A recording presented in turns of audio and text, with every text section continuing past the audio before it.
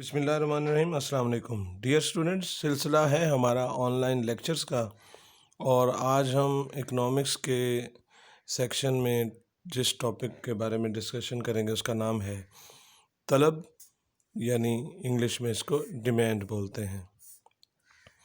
ये एक ऐसा टॉपिक है कि जो इंटर क्लासेस से मास्टर क्लासेस तक या हायर स्टडीज़ में भी आपके काम आता है। यानी ये एक मार्केट फोर्स है जिसको हम तलब कहते हैं। तो इसका ताल्लुक मंडी के साथ है, यानी मार्केट के साथ है। मसला ये है कि हमारा जो एजुकेशन सिस्टम है इसमें उर्दू और इंग्लिश दोनों ही एप्लीकेबल हैं। इसलिए इस लेक्चर में मैं आपको इंग्लिश टर्मिनोलॉजीज़ भी बताऊंगा और उनको उर्दू में ट्रांसलेट करके बताऊंगा, लेकिन आपको परेशान होने की ज़रूरत नहीं है। ये आपके मसले का हल हो जाएगा, परेशान नहीं होना। बात यह है कि तलब क्या है। सबसे पहले हम देखते हैं कि तलब क्या है या डिमांड से हम क्या मीनिंग ले सकते हैं। एक आम आदमी जो नहीं जानता इकोनॉमिक्स को, जिसको इकोनॉमिक्स के बेसिक कॉन्सेप्ट्स या प्रिंसिपल्स का नहीं पता है, अगर उसके पॉइंट ऑफ व्यू से भी देखा जाए तो वो तलब को यही समझता है कि जैसे किसी चीज़ की मांग है या कोई ख्वाहिश कोई रखता है या कोई शख्स जो है वो इरादा रखता है, तो इसको तलब का नाम दे दिया जाता है, यानी डिमांड कहा जाता है। लेकिन सबसे पहले आज मैं आपको डिफरेंस बताऊंगा कि ख्वाहिश क्या है,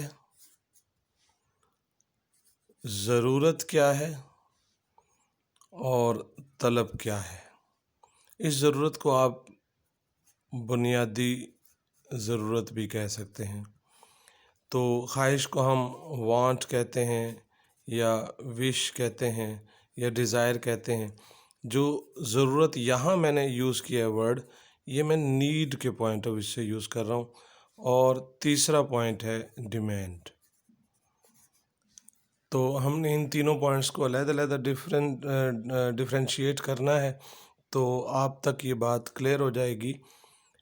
ख्वाहिश जो है वो आपका सिर्फ इरादा हो सकता है, यानी किसी भी चीज़ के बारे में आप सिर्फ इरादा भी कर लेना तो आपकी ख्वाहिश है। मिसाल के तौर पे एक शख्स है जिसकी माहाना तनख्वाह 10,000 रुपया है, लेकिन वो ख्वाब देखता है कि मैंने अपने लिए सवारी ख़रीदी है, मैंने कोई कार ख़रीदनी है, ठीक है जी, या कोई महंगी गाड़ी ख़रीदनी है या कोई उम्दा किस्म की बाइक ख़रीदनी है, लेकिन उसकी सैलरी सिर्फ 10,000 है, उसके कमाने का सोर्स सिर्फ 10,000 है। तो आप खुद ही जानते हैं कि 10,000 रुपये माहाना सैलरी लेने वाले बंदे के लिए एक सुपर बाइक लेना ये एक ख्वाब ही हो सकता है। ये उसकी एक ख्वाहिश हो सकती है, ये उसका एक इरादा हो सकता है, लेकिन इसका तलब के साथ या ज़रूरत के साथ भी कोई ताल्लुक़ नहीं है। तो अपने जहन में एक बात क्लियर कर लें कि ख्वाहिश जो है वो सिर्फ़ एक इरादा है। आप उस ख्वाहिश को पूरा करने के काबिल हैं या नहीं हैं, इसका इसके साथ कोई ताल्लुक़ नहीं है। देखें ना कि एक 10,000 रुपये कमाता है महीने का, वो सुपर बाइक जो लाखों में आती है, फॉर एग्ज़ाम्पल मैं यहाँ पर आपको एग्ज़ाम्पल देता हूँ कि सुपर बाइक जो है, आम सी बाइक भी सुपर बाइक अगर आप लेने जाएं मार्केट से तो वो तकरीबन 3 लाख रुपए की होगी, कम से कम भी, ज़्यादा ज़्यादा तो बहुत ज़्यादा भी होगी। लेकिन अब आप ये देखिए कि जो 10,000 पर मंथ कमाता है वो कितना सेव करेगा कि वो 3 लाख की बाइक ख़रीद सके अपने रिसोर्सेज से। उधार की बात नहीं हो रही यहाँ पे। तो ये एक उसका सिर्फ़ एक इरादा है, सिर्फ़ एक ख्वाहिश तो आप कह सकते हैं, लेकिन ना इसका ज़रूरत के साथ कोई ताल्लुक़ है, ना तलब के साथ ताल्लुक़ है। अब बात आती है ज़रूरत की। एक्चुअली जो ज़रूरत है ये क्या है? इसमें वैल्यू जजमेंट आ जाती है, यानी इसमें वो बातें आ जाती हैं कि ये चीज़ होनी चाहिए या नहीं होनी चाहिए। मिसाल के तौर पे एक गरीब आदमी भी है कि जिसके सोर्सेज नहीं हैं, लेकिन फूड जो है, खुराक जो है, ये उसकी वांट नहीं कह सकते, हालांकि वो नहीं खरीद सकता है, लेकिन आप इसको इसकी विश या डिज़ायर नहीं कहेंगे, ये उसकी नीड है, ये उसको मिलना चाहिए। सोसाइटी में उसके रहने का ये हक है कि उसको खुराक मिलनी चाहिए। तो जो नीड होती है, जो ज़रूरत होती है, उसमें वैल्यू जजमेंट का एक जो है पहलू मौजूद होता है। वैल्यू जजमेंट का पहलू आपको बताता है कि क्या चीज़ होनी चाहिए, क्या चीज़ मिलनी चाहिए जो ज़रूरी है इस बंदे के लिए, इस माशरे में ज़िंदा रहने के लिए। अब बात आती है तलब की, जिसको कि हम डिमांड इंग्लिश में कहते हैं। तलब क्या है? तलब भी आपकी ख्वाहिश ही है, लेकिन इसके साथ आपके पास उस ख्वाहिश को पूरा करने की कुव्वत भी होनी चाहिए। यानी ख्वाहिश, इरादा ख़रीद, आप चीज़ को परचेज़ करने की विल रखते हैं, यानी आप इरादा रखते हैं कि मैं इस चीज़ को परचेज़ करना चाहता हूँ, और कुव्वत ख़रीद होगी, यानी पावर टू परचेज़।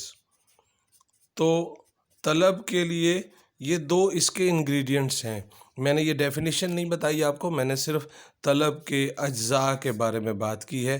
तलब के अज्जा कौन से हैं, इसके इंग्रेडिएंट्स कौन से हैं।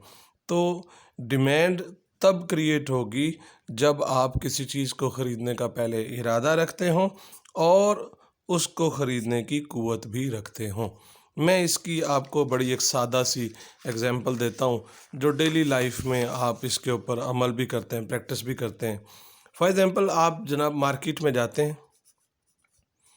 आपने वहाँ से जाके क्या ख़रीदना है जी? शूज़ ख़रीदने हैं। आप क्या करते हैं? आप शॉप पे जाते हैं। शॉप पे जाके आप क्या करते हैं कि दुकानदार से कहते हैं, जनाब हमें डिफरेंट शूज़ की वैरायटी दिखाइए, मेरा जूते का ये साइज़ है, इस हिसाब से। अब वो क्या करता है, आपको डिफरेंट वैरायटीज़ दिखाता रहता है। आप उस जूते को पहन पहन के चेक भी करते हैं, तो रिज़ल्ट ये निकलता है कि आपको कोई एक सा भी जूता जो है वो पसंद आ गया। तो जब ये पसंद आ गया है, तो इसका मतलब है कि अब आपका ख़रीदने का इरादा बन गया है, यानी विल टू परचेज़ क्रिएट हो गई। अब आपने ख़रीदने का इरादा कर लिया। जब आपने ख़रीदने का इरादा कर लिया, तो आपने फ़ौरन उसकी कीमत पूछनी है। जब वो आपको कीमत बताएगा दुकानदार, तो आप अपने वसाइल को देखेंगे, आप अपने रिसोर्सेज को देखेंगे कि आया मेरी जेब में इतने पैसे हैं या नहीं हैं, मैं ख़रीद सकता हूँ या नहीं ख़रीद सकता हूँ। तो अगर आपके पास उतने पैसे होंगे, तो इसका मतलब है कि आप कुव्वत ख़रीद भी रखते हैं। तो इस सूरत में क्या होगा, डिमांड क्रिएट होगी, तलब पैदा होगी। जब तक ख़रीदने का इरादा और ख़रीदने की कुव्वत ये दोनों कंबाइंड नहीं होंगे, तब तक तलब क्रिएट नहीं हो सकती, तब तक डिमांड क्रिएट नहीं हो सकती। बाज़ औक़ात ऐसा भी होता है, एक और एग्जांपल से समझिए आप, कि कभी कभी ऐसा भी होता है कि आप शॉप पे जाते हैं कि आपने कोई चीज़ ख़रीदनी है, तो वो दुकानदार आपको बड़ी सस्ती सी शय दिखाता है जो लो प्राइस होती है। ठीक है जी। तो आप उस चीज़ को देखते हैं, लेकिन आप इनकार कर देते हैं। अब अजीब सी बात लग रही है कि एक चीज़ सस्ती आपको दुकानदार ऑफ़र कर रहा है, लेकिन आप इनकार कर रहे हैं उसको। इसका मतलब यह है कि आपके अंदर कुव्वत ख़रीद तो है, आपकी जेब में इतने पैसे हैं कि आप उस चीज़ को बआसानी ख़रीद सकते हैं, लेकिन इरादा नहीं है, इरादे की कमी है, इरादा एब्सेंट है, यानी विल टू परचेज़ नहीं है। पावर टू परचेज़ है, विल टू परचेज़ नहीं है। तो इसका मतलब है फिर तलब क्रिएट नहीं होगी, डिमांड क्रिएट नहीं होगी। तो तलब के लिए लाजमी है, एक तो आपके पास चीज़ ख़रीदने का इरादा होना चाहिए, और दूसरा चीज़ को ख़रीदने की कुव्वत भी होनी चाहिए। तो ये तलब का कॉन्सेप्ट जो है वो आपका क्लियर हो जाना चाहिए।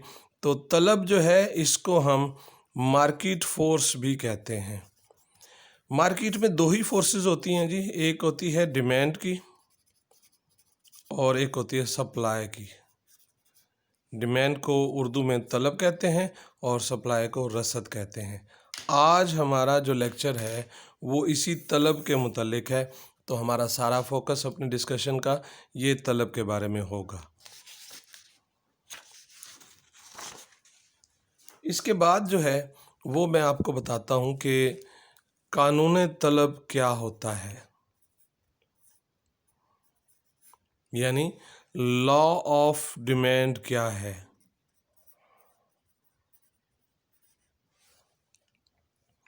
तो कानून तलब पढ़ने से पहले हम एक थोड़ी सी डिस्कशन करते हैं कि तलब की तारीफ़ को समझ लेते हैं कि डेफिनेशन जो है वो क्या होगी डिमांड की। मैं कानून की डेफिनेशन नहीं कर रहा, मैं सिर्फ अब आपको तलब की डेफिनेशन बताने जा रहा हूँ कि तलब क्या है। किसी शय की वो मिकदार जो एक ख़ास कीमत पर ख़रीदी जाए। बहुत सारी डेफिनेशंस हैं, आपको डिफरेंट बुक्स में मिलेंगी, लेकिन मैंने आपको बहुत आसान तरीके से ये समझाया कि किसी भी शय की वो मिकदार जो एक ख़ास कीमत पर ख़रीदी जाए। इंग्लिश में इसको हम कैसे डिफ़ाइन करेंगे? The quantity of a commodity which is purchased at a specific price, जो एक ख़ास कीमत पर ख़रीदी जाए। अब इसी डेफिनेशन के अंदर से मैं आपको कानून तलब जो है वो निकाल के आपको समझाता हूँ कि कानून तलब इसमें से कैसे निकलेगा। कि देखें, सबसे पहले हम देखते हैं कि बात हो रही है मिकदार तलब की, तो ये क्वांटिटी है मिकदार, और ख़ास कीमत ये प्राइस, यानी जो चीज़ आप ख़रीदेंगे उसके लिए जो आप पे करेंगे वो प्राइस होती है। तो इस डेफिनेशन में से दो वेरिएबल्स आपने निकाल लिए। एक आ गया जनाब मिकदार तलब, जिसको क्या आप कहेंगे क्वांटिटी डिमांडेड, और दूसरा वेरिएबल है कीमत, जिसको क्या हम कहेंगे प्राइस। तो इस डेफिनेशन से नज़र आ रहा है कि मिकदार का और कीमत का आपस में कोई रिलेशन है, कोई फंक्शन है, कोई इनका आपस में कोई लिंक है। इसी को हम तफ़ाइल तलब कह देते हैं, जिसको हम इंग्लिश में कहते हैं डिमांड फंक्शन। यानी हम इस तरह से लिखते हैं कि Q D is equal to function of P, यानी हम इसको बोलते हैं quantity demanded is the function of price, या हम उर्दू में इसको बयान करते हैं कि तलब कीमत का तफ़ाल है। यानी इसमें क्या होगा कि आप प्राइस की कोई सी भी वैल्यू पुट करके आप डिमांड जो है वो कैलकुलेट करते हैं किसी भी चीज़ की। तो इस फंक्शन में हमने देखना है कि इंडिपेंडेंट वेरिएबल कौन सा है और डिपेंडेंट वेरिएबल कौन सा है। तो ये जो प्राइस है इसमें इंडिपेंडेंट वेरिएबल का काम करती है, यानी ये अपनी मर्ज़ी से ये चेंज हो सकती है, लेकिन जो डिमांड है, जो तलब है, ये डिपेंडेंट वेरिएबल है, यानी ये इस इंडिपेंडेंट वेरिएबल के अंडर चेंज होगा। यानी प्राइस चेंज होती जाएगी तो डिमांड उसके अंडर चेंज होगा। अच्छा, अब इसमें यह है कि रिलेशन देखना है कि ये पॉजिटिव है या नेगेटिव है। तो गौर कीजिए, जब भी किसी चीज़ की कीमत कम होती है तो उस शय की जो तलब है ये बढ़ जाती है। आप मार्केट को गौर करके देख लें, जहाँ भी सेल लगी होगी वहाँ पर आपको बहुत सारा रश दिखाई देगा, वहाँ बहुत सारे ख़रीदार आए हुए होंगे और धड़ाधड़ ख़रीदारी कर रहे होंगे। तो तय क्या पाया कि मार्केट में कीमत जब भी किसी चीज़ की कम होती है तो उस चीज़ की तलब में इजाफ़ा हो जाता है। इसके अपोजिट देखें आप कि जब कीमत में इजाफ़ा होता है तो तलब कम हो जाती है। जैसे महंगाई होना शुरू होती है, जैसे चीज़ें महंगी होना शुरू हो जाती हैं, चीज़ों की मांग में कमी आना शुरू हो जाती है। तो अब यहाँ देखिए कि इंडिपेंडेंट वेरिएबल और डिपेंडेंट वेरिएबल ये दोनों अपोजिट डायरेक्शन में चेंज हो रहे हैं। यानी कीमत कम हो रही है, तलब बढ़ रही है, कीमत बढ़ रही है, तलब कम हो रही है, यानी दोनों का चेंज अपोजिट डायरेक्शन में है। प्राइस डाउनवर्ड है तो डिमांड अपवर्ड है, प्राइस अपवर्ड है तो डिमांड डाउनवर्ड है। तो जब दो वेरिएबल इंडिपेंडेंट और डिपेंडेंट वेरिएबल अपोजिट डायरेक्शन में यानी मुखालिफ सिमत में तब्दील हो रहे हों तो ये जो रिलेशन होता है इसको हम कहते हैं माकूस तफ़ाल, उर्दू में कहते हैं, और इंग्लिश में इसको कहते हैं इन्वर्स फंक्शन। इसको नेगेटिव फंक्शन भी अक्सर आपने पढ़ा होगा, कहीं लिखा होगा कि इनका आपस में जो फंक्शन है वो नेगेटिव है। इन शॉर्ट आपको पता होना चाहिए कि कीमत की तब्दीली जो है वो नेगेटिव इफ़ेक्ट रखती है तलब के ऊपर, किसी भी चीज़ की डिमांड के ऊपर।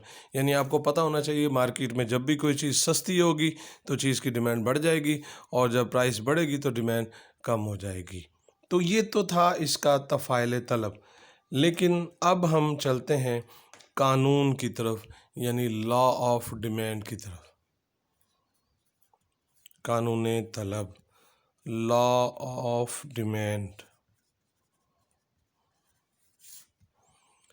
बात कुछ इस तरह से है कि हाँ, कानून तो आपको ये कह रहा है कि कीमत ही वो एक वेरिएबल है जो तलब पे असरअंदाज होगा। बिल्कुल ठीक है, ये कानून के अंदर ये बात बिल्कुल ठीक है कि कानून के तहत, यानी कानून तलब के तहत, यानी जो इकोनॉमिक लॉ है कि जब भी प्राइस चेंज होगी तो तलब जो है वो चेंज हो जाएगी, डिमांड चेंज हो जाएगी। तो लेकिन हम थोड़ा सा इससे हट के डिस्कशन करते हैं। देखिए जी, मैं आपके सामने 3 ब्लॉक्स बनाता हूँ। एक है कीमत का ब्लॉक जिसको हम प्राइस बोलते हैं, एक है तलब जिसको कि हम डिमांड बोलते हैं, या आप क्वांटिटी डिमांड, मिकदार तलब देख लेते हैं जी, या तलब भी इसको आप लिख लें। तो इसके साथ मैं एक और ब्लॉक बनाता हूँ कि जिसको हम कहते हैं कि आमदनी, मौसम, फैशन, पसंद नापसंद, और आबादी। आमदनी को हम इंग्लिश में क्या कहेंगे? इनकम। मौसम को वेदर। फैशन तो फैशन है, और ये टेस्ट होगा, ये पॉपुलेशन होगी, और इसके अलावा भी मुख्तलिफ जो है वो फैक्टर्स हैं। तो ये 3 ब्लॉक्स मैंने आपके सामने बनाए हैं। एक प्राइस का है, और एक तलब का है, और तीसरा जो है इसमें मुख्तलिफ फैक्टर्स आपके सामने। अब ज़रा गौर कीजिए, तो सभी जानते हैं आप कि तलब को कीमत असरअंदाज होती है तलब के ऊपर, यानी कीमत चेंज करें तो तलब चेंज हो जाएगी, सब जानते हैं। लेकिन इस तरफ देखिए, आमदनी भी तलब पर असरअंदाज होती है। आपकी आमदनी बढ़ जाए, आप चीज़ें ज़्यादा लेंगे, आपकी आमदनी कम हो जाए, तनख्वाह कम हो जाए खुदा न खास्ता, तो आप कम चीज़ें लेंगे। मौसम आ जाता है, चीज़ों की मांग बढ़ जाती है, जैसे मौसम चला जाता है मांग ख़त्म। जैसे सर्दियों में आप देखिए गर्म कपड़ों की मांग होती है, गर्मियों में उनकी बिल्कुल मांग नहीं होती है। फैशन भी, जो चीज़ फैशन में इन होती है उसकी मांग बहुत ज़्यादा है। यानी इस 3 ब्लॉक्स में से आपको ये पता चल रहा है कि कुछ ऐसे फैक्टर्स हैं जो इसको तलब को डिस्टर्ब करते हैं, यानी इस मिकदार तलब को चेंज कर सकते हैं। वो कीमत भी है, वो कीमत से हट के और फैक्टर्स भी हैं। लेकिन जब हम कानून की बात करेंगे, कानून तलब की बात करेंगे, लॉ ऑफ डिमांड की बात करेंगे, तो इसमें यह होगा कि हम कीमत के अलावा, इस कीमत के अलावा जितने भी फैक्टर्स हैं जो कि तलब को चेंज कर सकते हैं, हम इनको नाम देंगे दीगर अवामिल। उर्दू में कहेंगे और इंग्लिश में इसको कहेंगे अदर फैक्टर्स। ओके हो गया जी। अब ये हैं अदर फैक्टर्स सारे के सारे जो कि डिमांड को डिस्टर्ब कर सकते हैं। तो इस कानून को सही साबित करने के लिए हम क्या करेंगे, इन तमाम अदर फैक्टर्स को, इन तमाम फैक्टर्स को जो अदर देन प्राइस हैं, इस कीमत से हट के, इन सब को हमने साकिन कर देना है, कांस्टेंट कर देना है।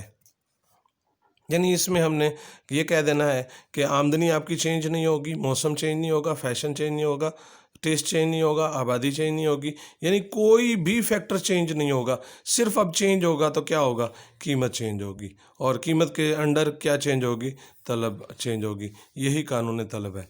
इसको मैं यहाँ लिख देता हूँ, अगर दीगर अवामिल साकिन रहें, ये अगर दीगर में ये साकिन अगर रहें, ये सारे ये चेंज ना हो, किसी शय की कीमत में कमी से उस शय की तलब फैल जाती है और कीमत में इजाफे से तलब सिकुड़ जाती है। तो इस कानून के अंदर ही आपको वो दो डायमेंशंस नज़र आई कि जो पिछले पेज पे मैंने आपको बताया था कि कीमत के कम होने से तलब जो है वो बढ़ जाती है। तो यहाँ देखिए आप, कीमत में ये कमी आ रही है देखें, और इधर से ये तलब फैल रही है तो तलब में इजाफा हो रहा है। और दूसरी डायमेंशन क्या थी, कीमत बढ़ने से तलब गिरती है। तो यहाँ देखें कीमत में ये इजाफा है और तलब जो है ये सिकुड़ रही है, यानी तलब में कमी आ रही है। इसको इंग्लिश में कैसे बयान करेंगे? इंग्लिश में बयान करते हैं, if other factors remain constant, if other factors remain constant when the price of any commodity, commodity कहते हैं चीज़ों को जिसमें गुड्स भी आती हैं, सर्विसेज भी आती हैं। Any commodity